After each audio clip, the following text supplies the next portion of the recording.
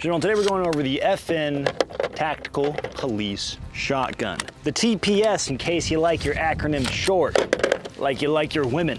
What did bro mean by that? Stop! Police!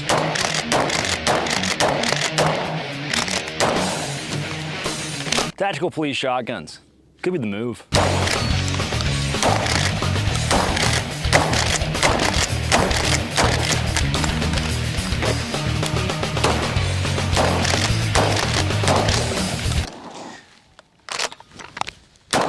Had one more in there, why not?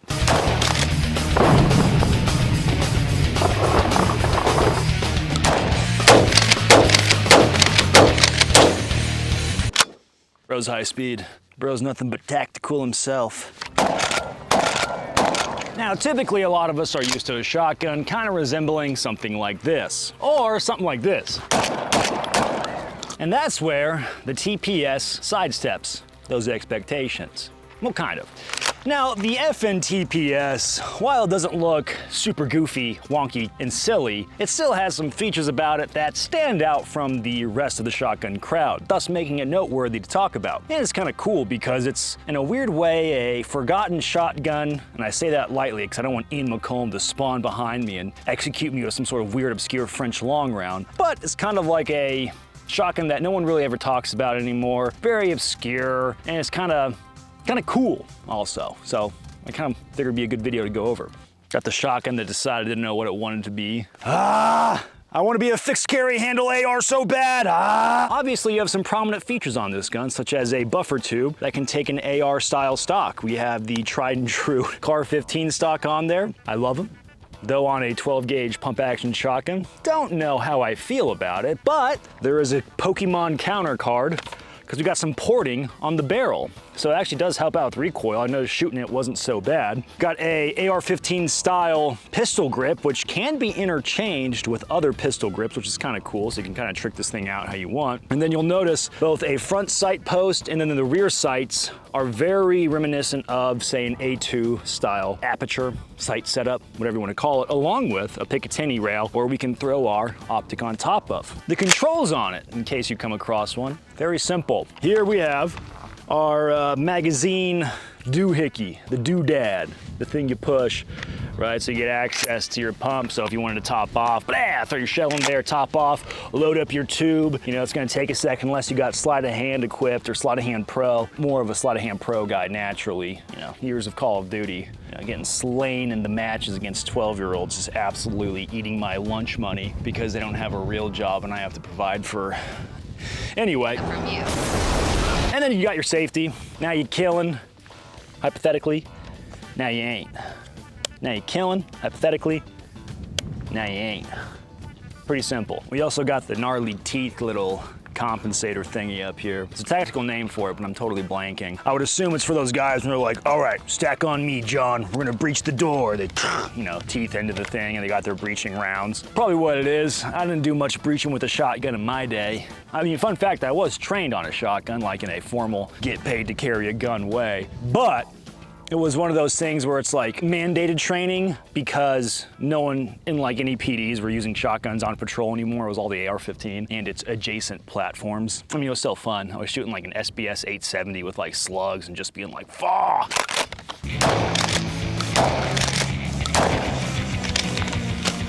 A little sticky towards the end.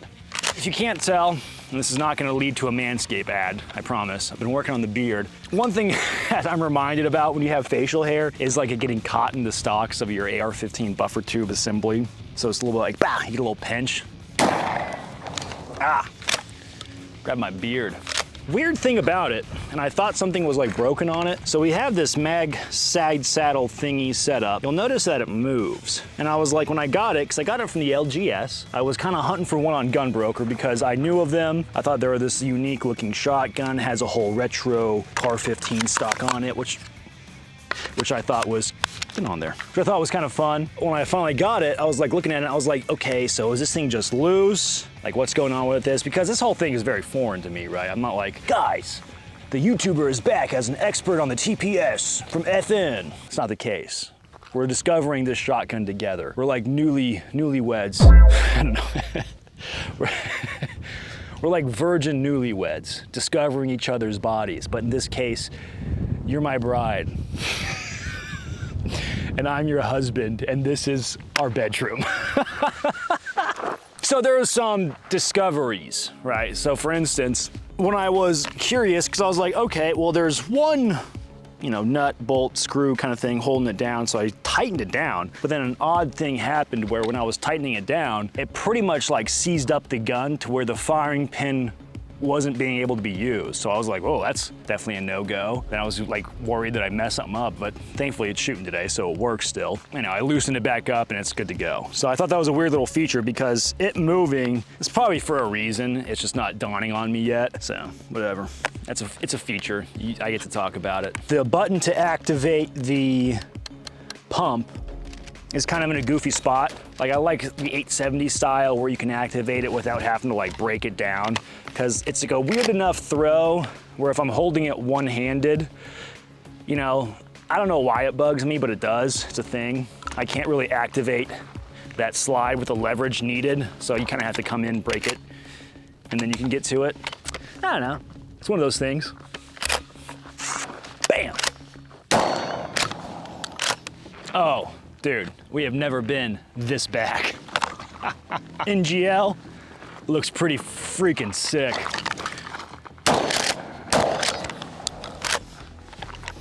Yeah, thinking we're back. All right, story time. So I was looking at this thing. I was looking at it without the Surefire Retro. Actually, predates Surefire. This is the Laser Products. I don't know if you can read it. So fun fact, Laser Products would become Surefire through corporate espionage, and I'm just making that up. I was looking at my 870 that had the retro Surefire grip on it, and I was looking at this thing, and I was like, dang, dude, this thing would look way cooler with that on. Fun fact though, I do not think that the transition from the 870 having the Surefire or the Laser Products light was a smooth one, because I had to beat this thing onto the tube of the pump. It's not properly secured on there, but it's so tight that I think it's gonna be okay. I legit used my 870 barrel and hammered it on because I wanted this look so bad. If anything, it has to do with the, you know, the statements of fashion and beauty is that they will require pain and suffering. A little bit deep, man. You weren't expecting something like that on a TPS video, but you got it. Let's do a little slugging. Colton, you wanna do some slugging, buddy? Yep.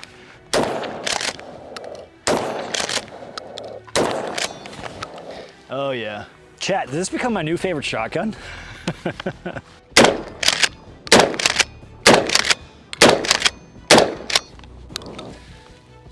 Those guys had some more punch to them.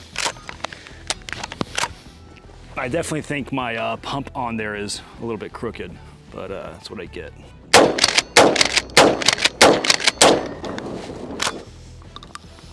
Efficient, violent shotgun. Now this gun, of course, is based off of the Winchester 1300, but fun fact, during my sea-level amount of study, kind of came across the realization there's not that much really out there in the terms of the zeitgeist. And I know I say zeitgeist quite a bit, but I like that term and it makes me feel smart and/or funny and/or a little bit too big for my vernacular britches. Poking around the webs on the YouTube, didn't see that much chatter from anyone else in my cohort of mouth-breathing gun YouTubers really going over this gun, and if I missed it, I'm sorry. That's a big-ass plane, dude.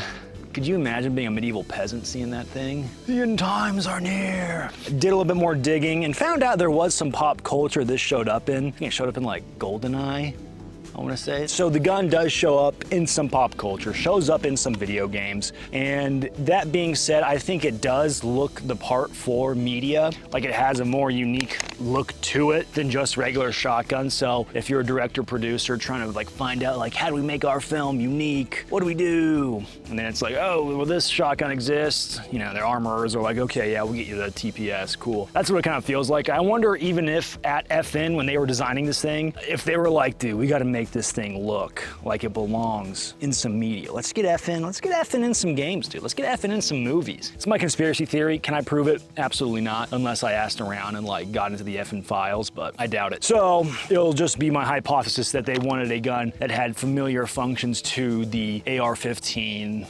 line of family with the buffer tube, with the sights, with the pistol grip. That's mainly the more plausible route to go, is that they wanted a familiarity. I don't know why, you know, like I don't hate it. The recoil's more in line, I guess. The sight posts, familiar. It definitely does have that look. The porting does help. I do like that it has the ports on there with mitigating that recoil. I can dig that, man. I can appreciate that. Kurt Cobain. It's empty, don't worry, it checked. Under the hood, we're running a V8 engine. Gentlemen, this video is sponsored by Americana Pipes and Apparel. Fantastic young Zoomers getting after it in the Milsurp Space and Arena. They have a slew of things on the website: night vision, knives, manuals, e-bikes. In case you want to go hard, zipping around. They're actually, I'm not gonna lie, they may be expensive, but they are a lot of fun. You do get a good bang for your buck. You can terrorize your neighborhood like I do. The HOA can never understand my power and prowess. I'd encourage you to go check those guys out. I really do appreciate them for helping to keep the lights on here. We also give a big thank you to Optics Planet, the optics sponsor of the channel. And of course, ammo provided by Badlands Munitions. Usually, they didn't get me any 12 gauge for this episode, but statistically speaking, they get me most of the ammo for the channel, and I would encourage you to go check them out as well. Local Arizona cats doing the Lord's work out here in AZ. Shoot with those guys, hang out with them a bunch, and they have fantastic ammo that you can run through your gats. I mean, if you took this to the gun guy version of Cars and Coffee, where you guys all meet up on the flat range and impress each other with your cool DEF CON vans and your high-speed micro rigs, then I think this thing will stand out. I think the boys will be like, whoa, that's kind of neat, and I want to shoot it and have some fun, but it's not going to take you to the next level as far as novelty goes. It's still a pump-action shotgun. That being said, if you can appreciate the more retro variety of police-era weaponry combined with other factors such as aged weapon lights and funny-looking sight posts on a shotgun, then I think you'll be in for a good time. Ultimately, pretty simple, really down and dirty, quick little video that I wanted to make because I thought it was cool. I wanted one, I got one. This is a gun channel where we go over gun stuff and other related things, so it works out. Gentlemen, got nothing else for you? I'll catch you on the flip. And that's about the time that she walked up at me. Nobody likes you and you're 23.